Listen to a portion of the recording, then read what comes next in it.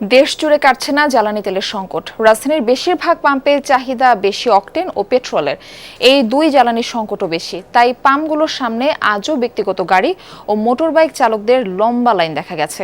অনেক গ্রাহক জানান, জ্বালানি তেলের সংকটে তাদের জীবিকা বন্ধ হওয়ার উপক্রম হয়েছে।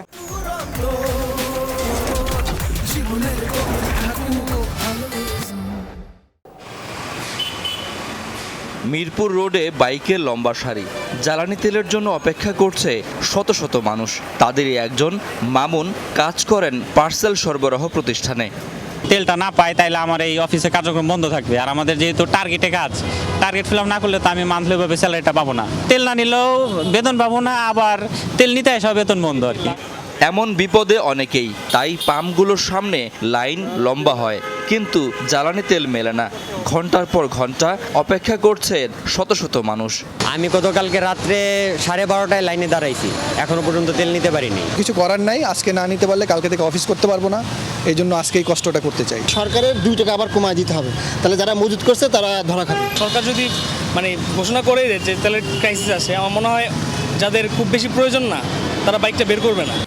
একবার নিয়ে 20 মিনিট পর আবারও জ্বালানি তেল নিতে আসা গ্রাহকেরও দেখা পাওয়া গেল কল্যাণপুরের এক পাম্পে। এরকম অনেকেই প্রয়োজনের অতিরিক্তও নিচ্ছেন। 20 মিনিট আগেই তেল নিচ্ছেন, আবার এখন নিচ্ছেন কেন? এখন 200 টাকার তেলে তো কিছুই হয় না, এদিক ওদিক যাওয়া লাগে, ভার্সিটি যাওয়া লাগে। এখন তেল নাই, দেখেন আপনি ট্যাঙ্কি খুলে দেখেন, আপনি ক্যামেরাটা এইখানে মিক্স করেন, দেখেন কতটুক তেল আছে। এরা তেল নিয়ে আবার ঘুরে ঘুরে আসতেছে। ডিপো থেকে দেয়া জ্বালানি তেল পাম্পগুলোতে সঠিকভাবে পৌঁছানো ও বিতরণ তদারকিতে দেখা গেছে কোম্পানিগুলোর প্রতিনিধিদের। তারা বলছেন, গত বছরের হিসেবে পাম্পগুলোকে জ্বালানি তেল সরবরাহ করা হচ্ছে।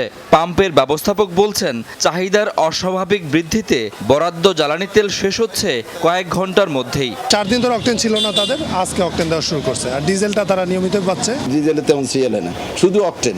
আর বেশি সমস্যাটা হয়েছে বাইকওয়ালারা। 4,500 দিয়ে 3-4 দিন চলে যেত, এখন সে তেল 2 ঘন্টা থেকে 3 ঘন্টার ভিতর পুড়ে যায়।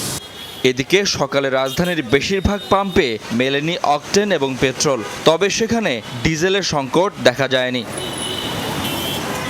শাকিল হাসান, যমুনা নিউজ, ঢাকা।